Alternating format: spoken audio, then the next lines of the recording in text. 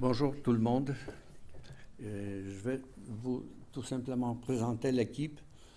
Pauline et Arnaud. Ils se sont déplacés, je vais une petite explication quand même. Ils se sont déplacés de Nantes parce qu'ils sont les étudiants de l'École nationale supérieure d'architecture à Nantes. Ils se sont déplacés à Gdańsk, en Pologne, dans le cadre de convention Erasmus. C'est vrai? C'est ça. C'est ça. Je laisse la parole à... Enfin, je vais poser quand même une question. C'était bien passer le temps à la faculté d'architecture de Gdańsk ou non? Très bien, très bien. Merci. Bon, Excellent. c'est à vous de présenter vous. Merci. Donc, bonsoir à tous.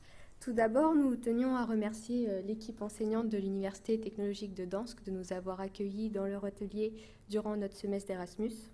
Nous tenions également à remercier le séminaire Robert Rosette de nous accueillir ici aujourd'hui. Donc, nous allons maintenant vous présenter le projet Un quartier branché sur lequel nous avons travaillé. Le projet se situe à Rezé, donc une commune faisant partie de l'agglomération de Nantes en France. La commune de Nantes est aujourd'hui en pleine mutation, puisque depuis environ 30 ans déjà, le chantier de l'île de Nantes a débuté, promettant de transformer ce territoire en friche en un nouveau cœur métropolitain. Le quartier Pont-Rousseau à Rezé, sur lequel nous avons travaillé, est la rotule entre la commune de Rezé et le futur cœur métropolitain de l'agglomération nantaise, d'où l'importante nécessité de mettre en valeur ce territoire aujourd'hui morcelé. Le territoire est aujourd'hui divisé en 3 grandes zones. Premièrement, au nord, la zone industrielle en bord de Loire, actuellement en plein renouveau également, avec le projet de renouvellement urbain qui va voir le jour d'ici 2019, celui de la ZAC Pirmil-les-Îles. Ensuite, au centre, nous avons la zone dite d'entrée de ville, aujourd'hui en plein développement avec l'arrivée de grandes opérations telles que les nouvelles cliniques nantaises ou l'îlot Confluent. Enfin, au sud, nous avons le centre-bourg caractérisé par ses bâtiments en pierre et ses étroites venelles. Nous avons relevé quelques dysfonctionnements importants gênant l'appréciation du cadre de vie du quartier Rezé-Pont-Rousseau. Premièrement, la traversée des 3 morceaux de ville que je viens d'évoquer est rendue difficile par des axes majeurs qui coupent le territoire, les voies ferroviaires, les lignes de tramway et les grands axes routiers. Ensuite, la voiture a une place trop importante, le flux de circulation dans le centre-bourg est dense et la place du piéton trop peu mise en valeur. Par la suite, nous avons identifié le manque évident de lieux de rencontre pour les Rezéens. Le centre-bourg où les cafés et commerces se faisaient déjà de plus en plus rares se voit mourir à petit feu avec une désertion de ces zones inhospitalières pour le piéton que sont la rue Alsace-Lorraine-Félix-Faure et la place Sémar. Enfin, les accès aux espaces paysagers sont peu définis et manquent d'une liaison continue, notamment le long des berges de la Sèvre et de la Loire. L'enjeu majeur du projet a donc été de redonner vie à ce quartier en retravaillant les cheminements au sein de l'espace public afin de le rendre accessible à tous, donc pour les piétons, les cyclistes, les voitures et les transports en commun.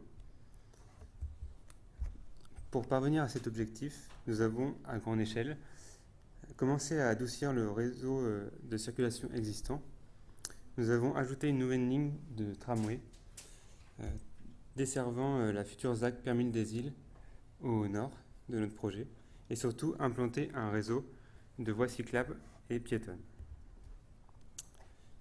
Ce réseau permet d'une part la traversée du territoire par le cœur de ville sans être désorienté et en toute sécurité, d'autre part de créer une promenade continue par les berges de la Sèvre et de la Loire entre les prairies humides liées au centre-bourg qui sont situées à l'est de notre projet et le nouveau parc lié à la future ZAC Pirmil-les-Îles au nord.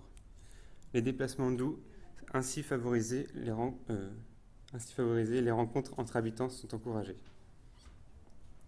D'un point de vue architectural, nous avons cherché à remettre en valeur les repères du territoire que sont l'église et la gare, en les incluant au réseau de cheminement piétons et en déplaçant les parkings afin de créer des places publiques attractives. Vis-à-vis du respect de l'environnement, les espaces naturels existants sont préservés et valorisés par le biais de la trame verte et bleue qui crée des accès et vues notamment depuis le centre-bourg. La vitesse de circulation est également réduite, en plus des limitations d'accès afin d'offrir un cadre de vie plus agréable et plus sécurisé. Enfin, d'un point de vue social, les espaces de commerce et services, les bars et les cafés existants sont remis sur le devant de la scène par la nouvelle voie piétonne qui lie les berges de la Sèvre et la place Aymar qui est au sud de notre projet. De nouveaux commerces et lieux de rencontre ouvrent également le long du boulevard Vert, comme nous l'avons appelé, qui a pour vocation d'orienter le piéton de la gare au centre-bourg. Enfin, un parc, de nouveaux équipements et un port viennent donner vie à Zac-Piermine-les-Îles au nord de notre projet. Nous avons ainsi créé une unité entre les 3 zones du territoire en facilitant leur traversée. Nous avons ouvert la ville sur les espaces naturels grâce à la trame verte et bleue. Et enfin, nous avons réanimé le centre-bourg en revitalisant les lieux de commerce et services existants pour faire de ce quartier un quartier branché. Merci.